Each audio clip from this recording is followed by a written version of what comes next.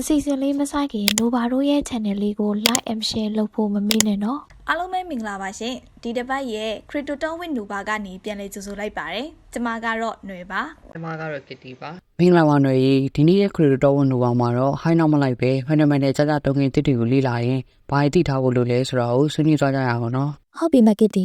new token တစ်ခုကိုတွေ့ပြီဆိုပါစို့လူတွေက price ကိုအရင်ကြည့်ကြရနော်မကစ်တီအနေနဲ့ရောဘာကိုအရင်ဆုံးလေ့လာလဲ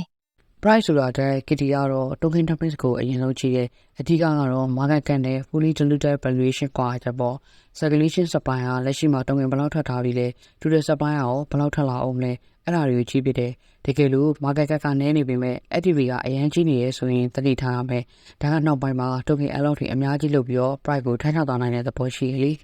ဒါနဲ့မကစ်တီတော်တော်များများတတိမထားမိတဲ့အချက်ကတုံငင် allocation လို့ထင်တယ်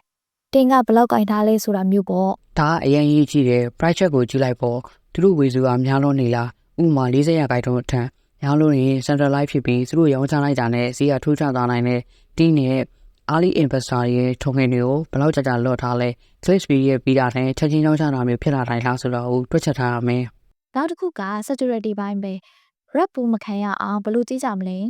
smart contract ကို address စကြလာကြည့်ရမယ်စားတစ်လိုတံပဲကြီး fund တွေက audit လုပ်ထားရင်ပူစိတ်ချရတယ်နောက်တစ်ခုက liquidity လို့ပေါ့ဒီအိမ်မှာဝယ်အောင်လုပ်ဖို့ထည့်ထားတဲ့ပတ်စံကိုလုံးမထားချတာလို့ဆိုလို့ရှိရင် development ကအချိန်မီပတ်စံထုတ်ပြီးတော့ထွက်ပြေးသွားနိုင်တယ်အားကြောင့်မို့ AB လို့ဖြစ်နေလားမဖြစ်နေလားလို့သိရမယ်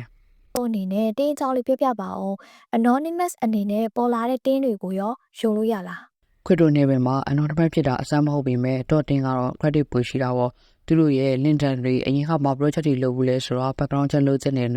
ပြီးတော့ cabinet တွေပေါ့ Telegram တောင်းမှမဟုတ် Discord မှာ edit ဖြစ်လာပေါ်တွေနဲ့ပဲအရေးအတွက်များအောင်လုပ်ထားလားဆိုတော့ဝင်ကြည့်ရင်သိတာပါရဲ့ real engagement မရှိရင်အဲ့ဒီ project ကချချင်းမကန်ဘူးလी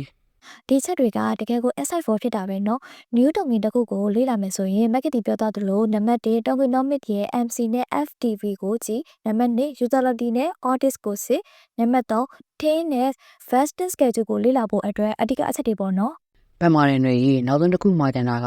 ဘယ်ရင်းနှီးမြှုပ်နှံမှုမဆိုစွန့်စားရအောင်မို့ကိုယ်တိုင်လေးလာဆက်ဆက်ပြီးမှဆုံးဖြတ်ပါလို့အကြံပြုလိုပါရဲ့နော်ဒီနေ့နူဝါတို့ပြပြခဲ့တာတွေကိုနားထောင်ပြီးတော့ new token တွေအကြောင်းကိုပို့ထတာရမယ်လို့နူဝါတို့ကပြောလင်းပါရဲ့ဒီတစ်ပတ်ရဲ့ post ကလေးကတော့ဒီလောက်ပါပဲနိုဘာတို့ရဲ့တငင်ချင်းတွေလည်းဖြည့်ဆွက်ပြီးပြောချင်တာလေးတွေရှိရင်လည်း comment မှာရေးပေးခဲ့ကြပါအောင်နော်အဆုံးထိနာဆင်ပေးခဲ့ကြတဲ့အတွက်ကျေးဇူးတင်ပါတယ်နောက်ထပ်ဗီဒီယိုတွေမှာပြန်လည်ဆုံတွေ့ကြမယ်နော်